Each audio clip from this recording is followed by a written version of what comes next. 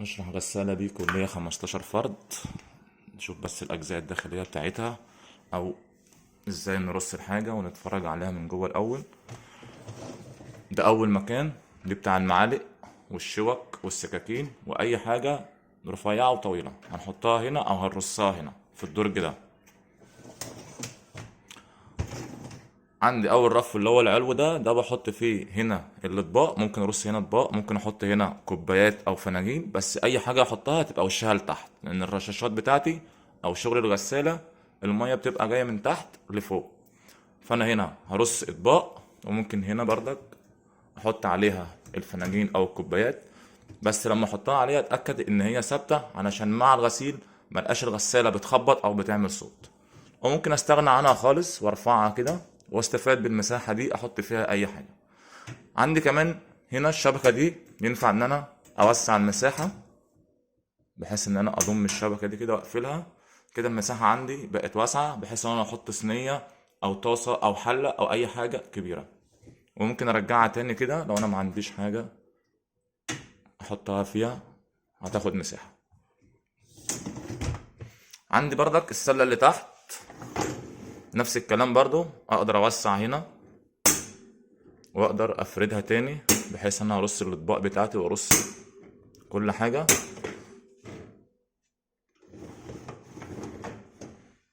عندي جوه هنا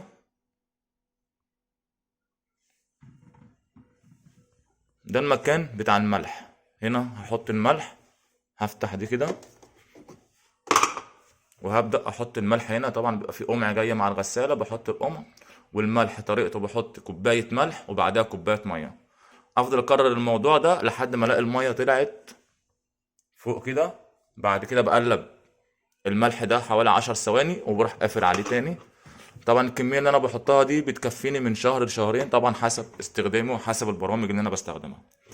هنا طبعا الفلتر بتاعها اللي هو ده بيتفك كامل كده وبنضفه وبرجع اركبه تاني.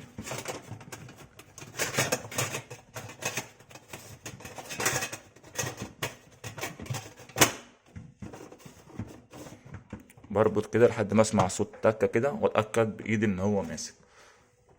ده الفلتر برضو، بس ده اللي هو العلوي، لكن انا يفضل ان هو يتفك ده كمان علشان اي حاجة متسخة او اي حاجة واقعة تتنضف. ده بالنسبة للغسالة من الداخل. عندي هنا المكان ده بتاع المسحوق، سواء احط المسحوق او احط اقراص. هنا بتاع الزيت، طبعا انا بملى الزيت طبعا للاخر زي ما هو مليان كده وبقفل تاني هنا. عند الدرج ده لما باجي اقفله بقفله ناحية عكس السهم، يعني السهم كده ده فتح كده قفل، كده قفل معايا. نيجي للبرامج.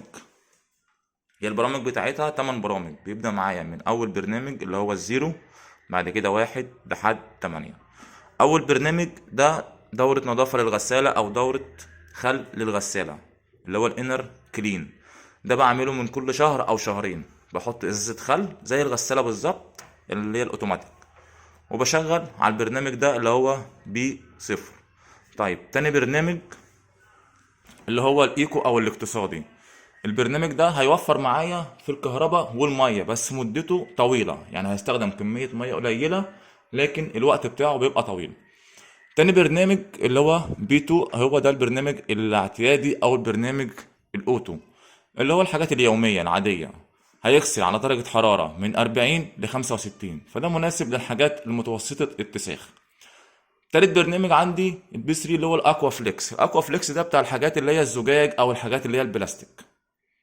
بعديها برنامج الانتنسيف اللي هو البي 4، ده هيغسل على 70. ده يعتبر اقوى برنامج في الغسالة، يعني البرنامج ده بتاع الزيوت والحاجات المتسخة او حاجات فيها دهون. بعد كده عندي برنامج اسمه كويك شاين، هيغسل على 60. ده برنامج سريع، يعني لو هنشوف مثلا البرنامج معانا هنا،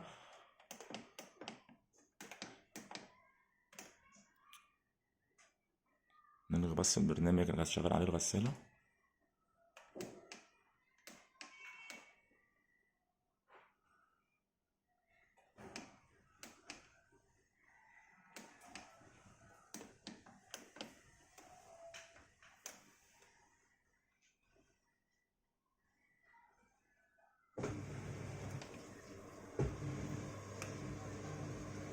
بس اكنسل البرنامج الاول اللي كانت شغالة عليه عشان يبدأ يصفر معايا والبرامج تبدأ تشتغل.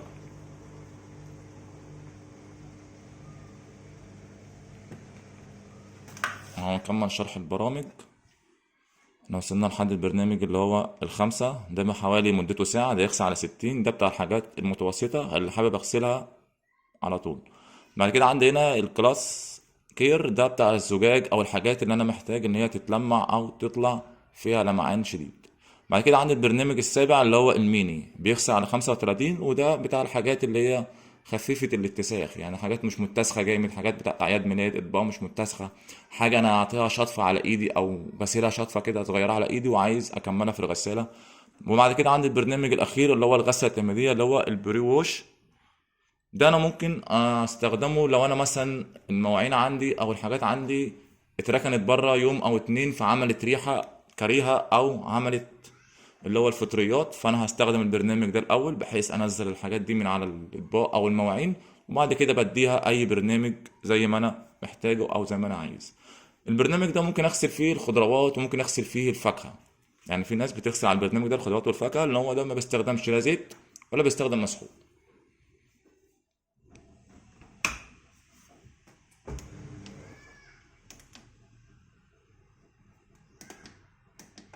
كده احنا قلنا ده اول برنامج اللي هو البي صفر، ده بتاع دورة النظافة اللي هي دورة الخل. بعد كده عندي البرنامج الاقتصادي، ده مدته 4 ساعات و5 دقايق. بعد كده عندي البرنامج الاعتيادي اللي هو الاوتو، ده مدته 3 ساعات. بعد كده عندي البرنامج اللي هو بتاع الاكوا فليكس، ده بتاع الحاجات المتسخة اللي هي الزجاج او الجرانيت.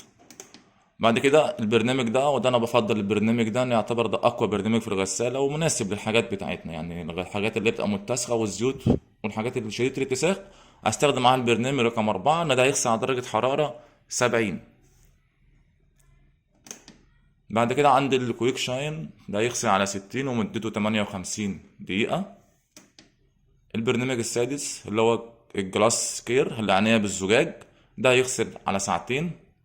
بعد كده الميني اللي هو النص ساعة، والبروش اللي هي 15 دقيقة.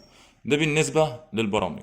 طيب أنا هنا بتحكم في البرامج سواء بزود أو بقلل. يعني هنا كده مثلا لو عايز برنامج رقم 5 هنزل مثلا لحد 5، وهنا ده بيزود لي البرامج. طيب عندي هنا أول حاجة في اللوحة هنا اللي هي حاجة اسمها نصف حمولة، اللي هي الفلود. دي لو أنا عايز استخدم نصف حمولة بحيث اوفر في المية او اوفر في الكهرباء. وعلى فكرة نص حمولة احط في السلتين عادي. تاني برنامج فاست اللي هو تسريع، وده هيشتغل مع برامج وبرامج لا. يعني انا مثلا لو جايب برنامج اللي هو مثلا الاولاني وشغلت معاه الفاست، فهيسرع لي البرنامج، هيقلل لي البرنامج حوالي 3 ساعات، وده بيخلي الغسالة تستخدم كمية مية قليلة. تاني برنامج اللي هو الستيم جلاس، ده لو انا حابب الحاجه تطلع متجففه جامد، ان ده هيستخدم الستيم جلاس اللي هي حاجه اسمها التجفيف عن طريق البخار. فلو انا عايز التجفيف يبقى شديد جدا هستخدم الزرار ده اللي هو الستيم جلاس. عندي بعد كده حاجه اسمها الاكوا انتنسيف، ده هيشتغل مع البرنامج رقم 4. لو انا حابب ازود الانتنسيف، يعني هخلي البرنامج يبقى مكثف، الحاجه متسخه جامد فانا عايز ازود وقت البرنامج، فهشغل الاكوا انتنسيف مع برنامج رقم 4. بعد كده عندي حاجه اسمها التايم ديلي. التايم ديلي دي اللي هي تاجيل، لو انا حابب اشغل الغساله بعد نص ساعه، ساعه، على حسب ما انا عايز. كده لو دوست ستارت الغساله هتبدا تشتغل بعد 2.5 ساعة زي ما انا ما اخترت، او 3 ساعات زي كده. هنا ده اللي بيقفل الغساله وبيشغلها. طبعا انا قلت لو انا بدات برنامج زي ما كانت شغاله من شويه، لازم علشان الغي البرنامج ادوس هنا لمده 3 ثواني بحيث البرنامج يتكنسل معايا والغسالة تعمل تصريف للمية. وبعد كده الغسالة بتقف وتبدأ تشتغل معايا تاني. عندي الزرار فاست مع الاكوا انتنسيف، ده لو انا عايز اعمل حاجة اسمها لوك الاطفال، هدوس على الاتنين دول لمدة 3 ثواني هشغل اللوك بتاع الاطفال. كده انا بنتظر لحد مثلا ما تصرف الميه وتقف خالص، ان طبعا الغساله لو اشتغلت وانا حبيت اكنسل البرنامج لو فيها ميه ده هيعمل لي مشكله ان الغساله مش هتشتغل.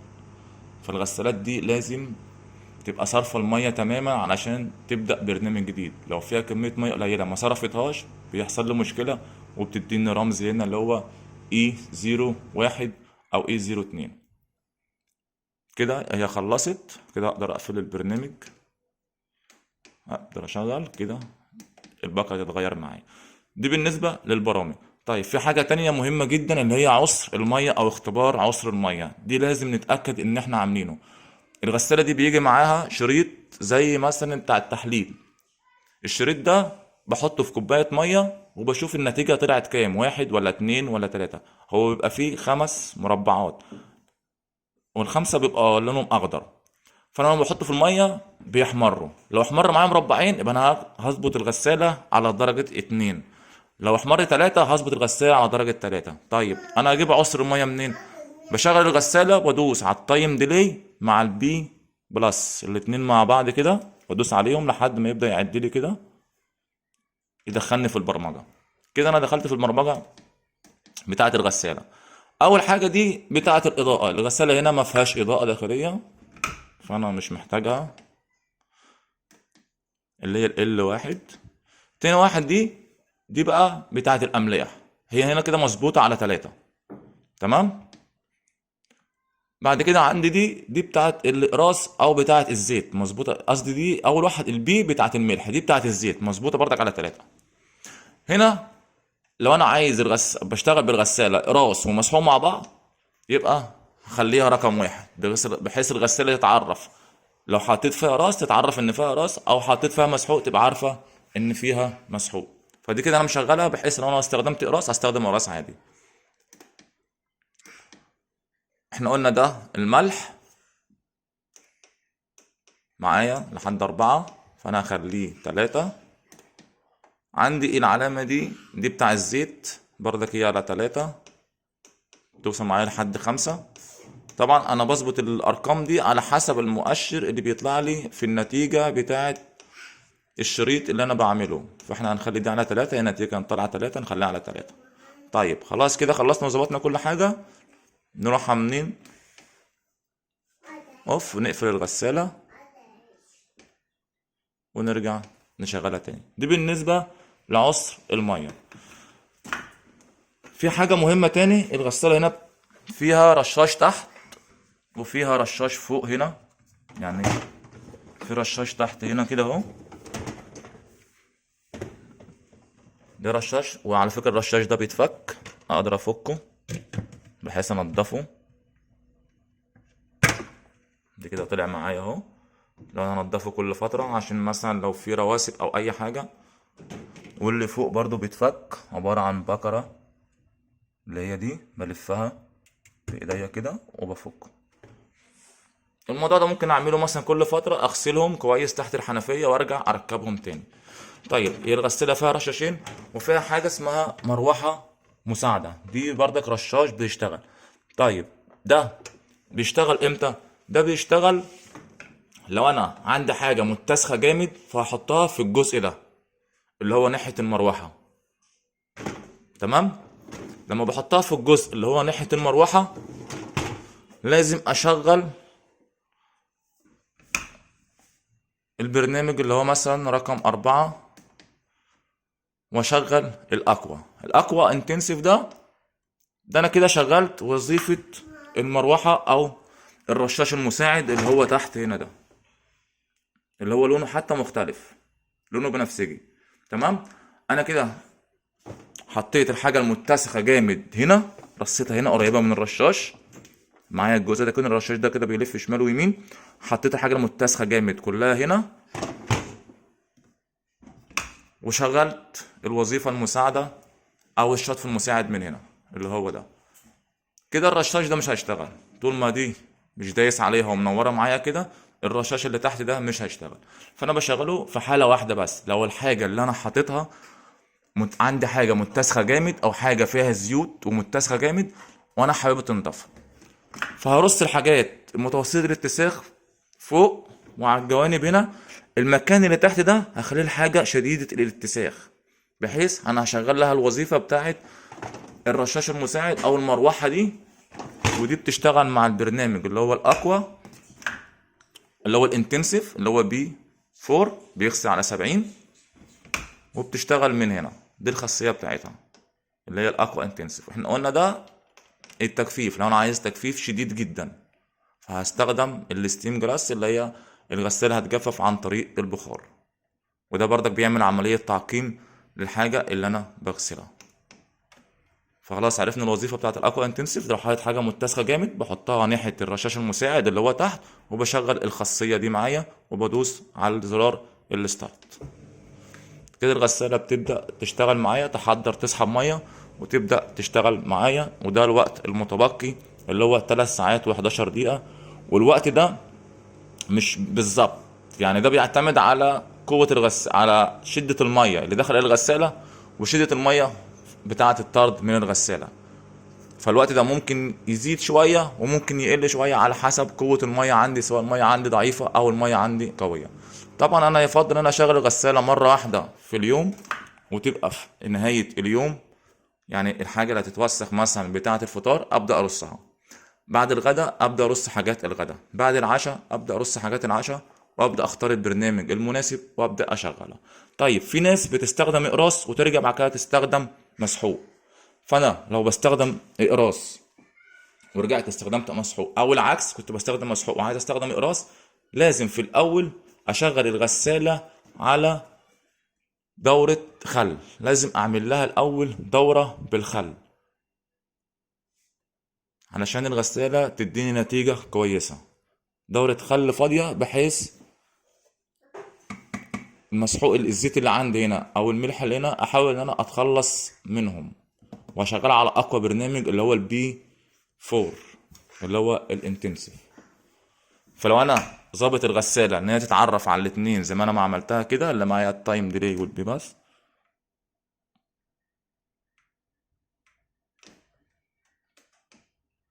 بس عشان انا كنت قاطع برنامج مش هيدخلني في البرمجة، لازم ارجع اكنسل البرنامج. استنى مثلا شوية لما البرنامج يتكنسل. لازم في اعادة الضبط بتاع الغسالة او ضبط الغسالة اخليها تشتغل على الاتنين، لان انا لو استخدمت اقراص ورجعت استخدمت مسحوق، او كنت بستخدم مسحوق ورجعت استخدمت اقراص، هيعمل لي مشكلة في الغسالة لو انا مش ظابط الغسالة تتعرف على الاقراص او تتعرف على المسحوق.